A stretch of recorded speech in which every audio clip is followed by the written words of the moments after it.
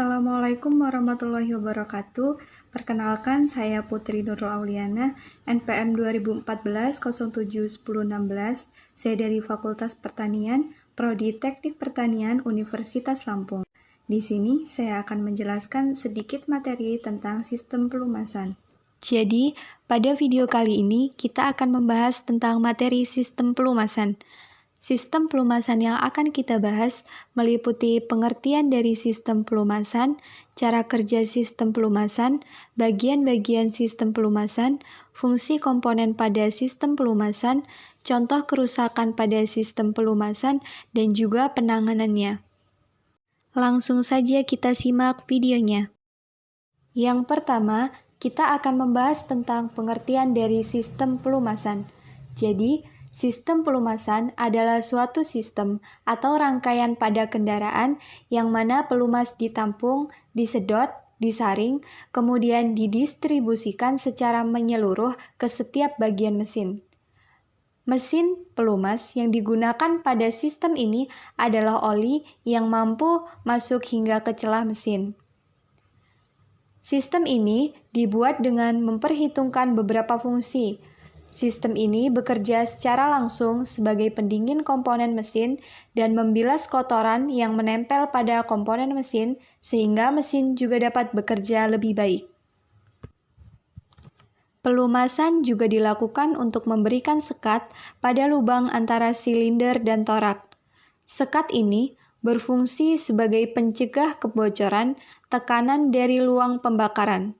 Selain itu, pelumasan juga berfungsi untuk melumasi seluruh permukaan komponen agar mesin tidak bergesekan secara langsung. Hal tersebut dilakukan untuk meredam suara yang ditimbulkan dari komponen mesin yang bergerak, serta agar tidak terjadi kehausan pada komponen mesin, sehingga mesin menjadi lebih awet dan kendaraan akan menjadi nyaman untuk dikendarai. Selanjutnya, kita akan membahas tentang cara kerja dari sistem pelumasan. Cara kerja dari sistem pelumasan sebenarnya dapat dikatakan cukup sederhana, namun juga rumit. Sistem ini akan dimulai bekerja ketika mesin kendaraan dihidupkan.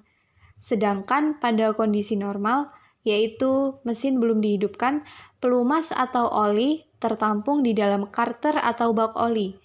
Pompa oli bekerja berdasarkan putaran poros engkol.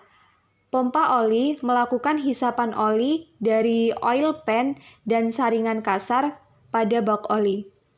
Oli yang terhisap kemudian ditekan melalui sistem pengaturan tekanan dan melalui filter oli, kemudian oli melumasi komponen-komponen mesin dan kembali ke bak oli oleh gaya gravitasinya sendiri.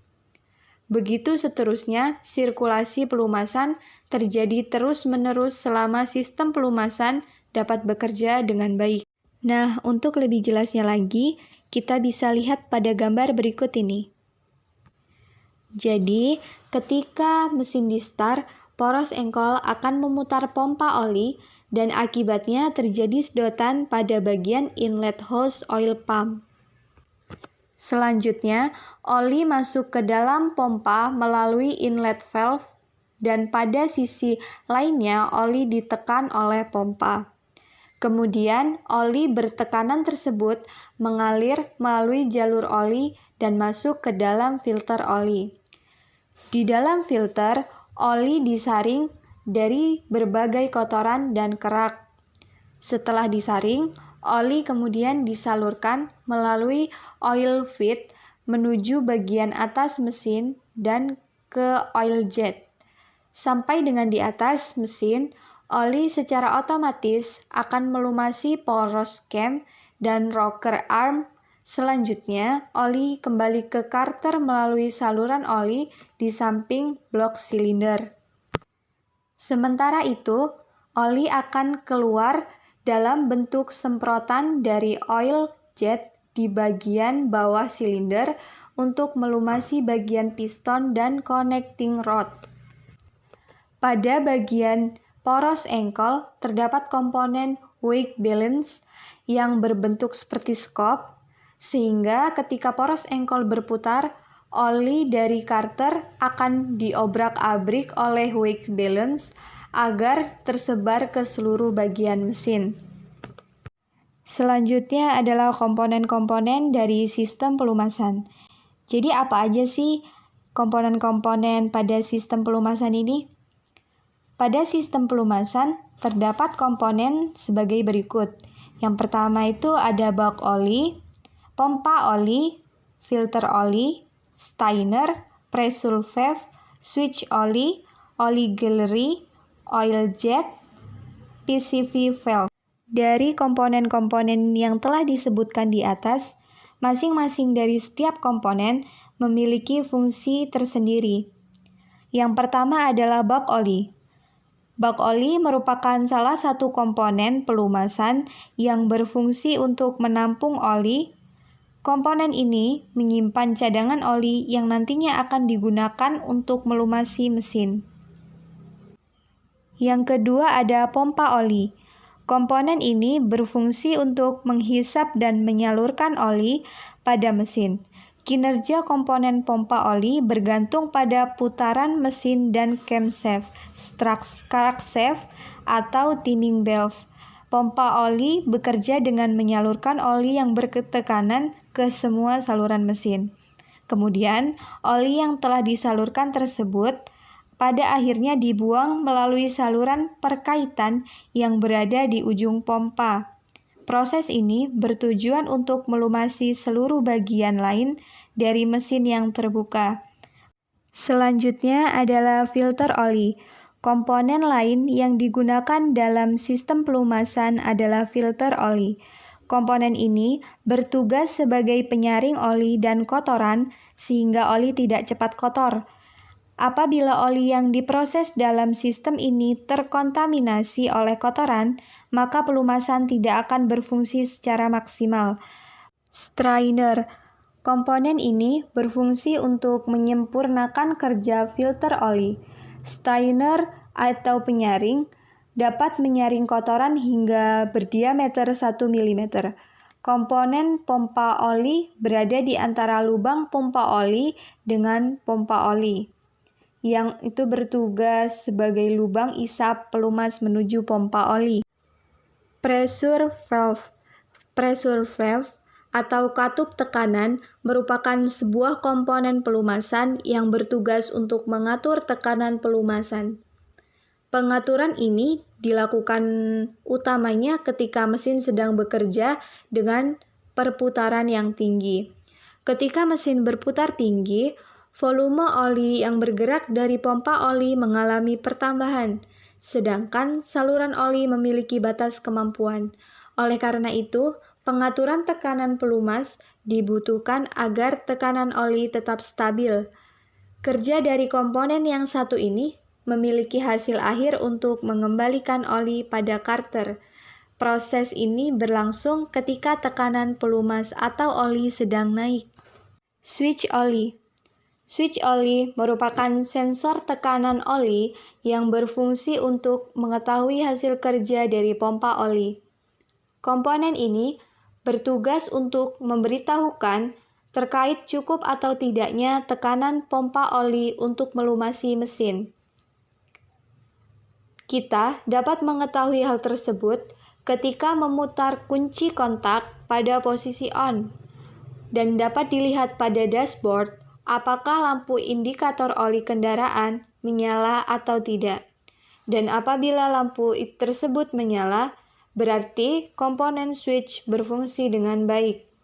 Namun sebaliknya, ketika dihidupkan, namun lampu indikator ternyata mati, maka kita perlu memeriksa oli mesin.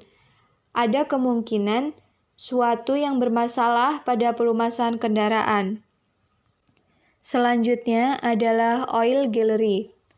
Oil gallery adalah saluran pelumasan yang berfungsi sebagai jalan oli atau pelumas pada mesin. Komponen ini berupa lubang pada blok mesin yang akan dilumasi. Lubang ini akan mengantarkan pelumas pada perangkat yang harus mendapatkan pelumasan. Oil jet. Oil jet merupakan sebuah komponen pelumasan yang berada di bawah silinder mesin. Komponen ini bertugas menyemburkan oli atau pelumas ke batang penggerak. Dan yang terakhir adalah PCV valve. Komponen yang satu ini tidak kalah penting. Komponen positive crankcase ventilation valve atau disingkat dengan PCV valve merupakan bagian dari rangkaian saluran mesin. Komponen ini berupa saluran ventilasi udara yang terdapat pada ruang engkol mesin. PCV valve berguna untuk mengeluarkan gas atau udara yang telah terkontaminasi. Pada rangkaian pelumasan mesin kendaraan, PCV valve berfungsi untuk membuang gas sisa pembakaran dalam mesin, yang pada akhirnya komponen ini dapat menjaga kestabilan tekanan. Selanjutnya, kita akan masuk pada contoh kasus pada sistem pelumasan. Salah satu contoh kasus yang terjadi pada sistem pelumasan adalah pada putaran torak atau piston sangat memerlukan pelumas untuk kerjanya. Jadi, apabila torak tidak diberi pelumas, maka akan mengalami kerusakan dan logam pun cepat panas. Kenapa dapat terjadi hal demikian? Karena pelumas ini sendiri berfungsi sebagai pendingin. Jika tidak diberi pelumas, maka gesekan antar logam akan semakin cepat dan dapat membuat logam cepat panas. Dan setelah itu, logam-logam tersebut akan lebih cepat rusak. Selanjutnya adalah contoh kerusakan pada sistem pelumasan. Jadi, apa aja sih contoh-contoh kerusakan pada sistem pelumasan itu sendiri? Yang pertama itu ada oli bocor. Yang kedua, saluran oli tersumbat. Yang ketiga, filter oli kotor. Dan yang keempat adalah kerusakan pada pompa oli. Setelah tadi kita membahas contoh kasus dan contoh kerusakan pada sistem pelumasan, sekarang kita akan membahas tentang bagaimana cara penanganan kerusakan yang terjadi pada sistem pelumasan. Jadi, contoh yang pertama adalah oli bocor atau seal oli mesin bocor. Biasanya hal ini ditandai dengan rembesan minyak pelumas atau oli pada mesin, dan cara mengatasinya pun yaitu dengan cara mengganti seal oli bagian yang bocor atau gasket perpak pada kepala silinder. Jika yang bocor adalah seal katup, maka biasanya ditandai dengan keluar asap putih dari knalpot. Dan cara mengatasinya adalah segera mengganti bos katup atau klip dan seal tersebut. Contoh kerusakan yang kedua yaitu saluran oli tersumbat. Apabila terjadi seperti kerusakan yang kedua ini, yaitu saluran oli tersumbat, maka dapat diatasi dengan cara dibersihkan saja kotorannya. Dan yang ketiga adalah kerusakan filter oli yang kotor. Jadi apabila filter oli kotor, penanganannya adalah dengan cara mengganti filter oli tersebut. Kerusakan yang terakhir adalah kerusakan pada pompa oli. Kerusakan pada oil pump atau pompa oli. Jadi ketika pompa oli rusak, maka oli tersebut tidak bisa tertekan naik sampai ke kepala silinder. Jadi, pertama kita lakukan pemeriksaan apakah masih bisa diatasi atau tidak. Jika sudah tidak dapat diatasi, maka kita harus menggantinya. Sekian video materi yang dapat saya sampaikan. Apabila terdapat banyak kesalahan dan kekurangan, saya mohon maaf karena ini merupakan bagian dari pembelajaran. Terima kasih. Wassalamualaikum warahmatullahi wabarakatuh.